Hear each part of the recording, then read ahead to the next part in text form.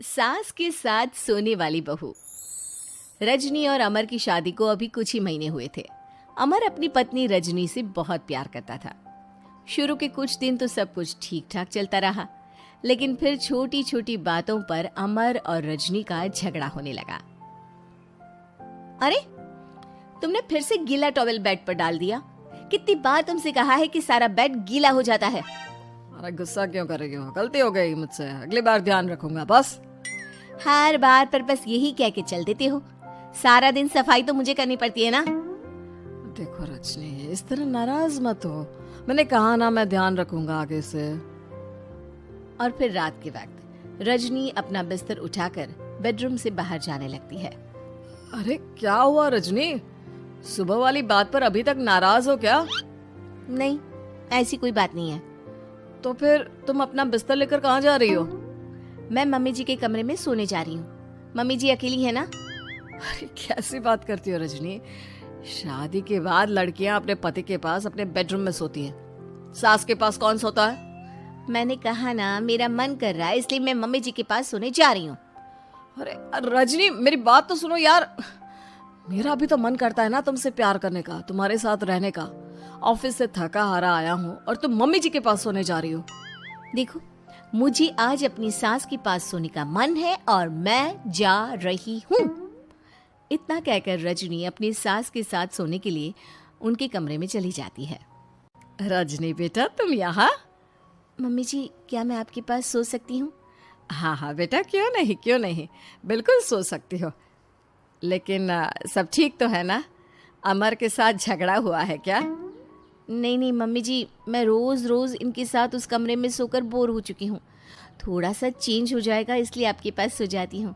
आपको कोई एतराज हो तो बता दीजिए। अरे नहीं नहीं बेटा, ऐसी कोई बात नहीं, सो जाओ। और फिर अगले दिन। अमर बेटा, तुम्हारा रजनी के साथ कोई झगड़ा हुआ है क्या?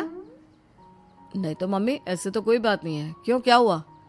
अरे वो कल रात मेरे कमरे में सोने आ गई थी तो मुझे लगा सब ठीक तो है ना बेटा?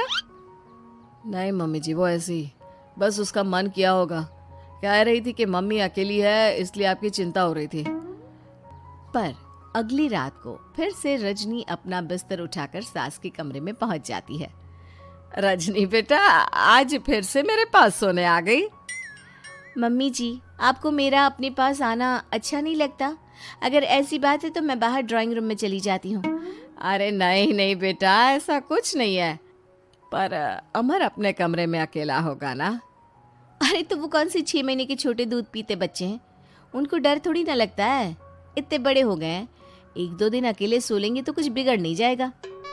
और इस तरह फिर तो ये रोज की बात हो गई।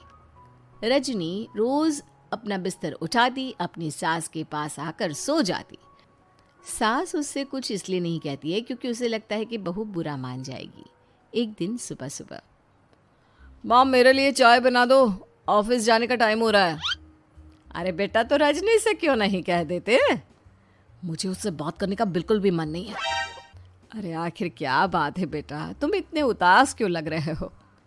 देखो ना माँ, आजकल रजनी का बिहेवियर मुझे कुछ समझ में नहीं आ रहा। रोज रात को आपके पास आकर सो जाती है। अगर उसे मेरी परवाह नहीं तो मुझे भी कोई फर्क नहीं पड़ता। अमर गुस्से में ही घर से ऑफिस चला जाता है। ये देखकर सास बहुत दुखी हो जाती है। और फिर अगले दिन, मम्मी जी, मैं आ गई आपके पास सोने।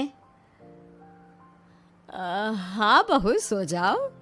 पर वो क्या है ना, आज मेरा पुरानी फिल्में देखने का बड़ा मन कर रहा था। कोई बात नहीं, सो जाओ, मैं पिक्चर देखती रहूंगी। ठीक है मम्मी जी। रजनी की सास तेज आवाज में अपने कमरे में टीवी चलाकर रखती है। इसकी वजह से रजनी को नींद नहीं आती, लेकिन वो पूरी रात करवट बदल बदल कर सोने की कोशिश करती रहती है।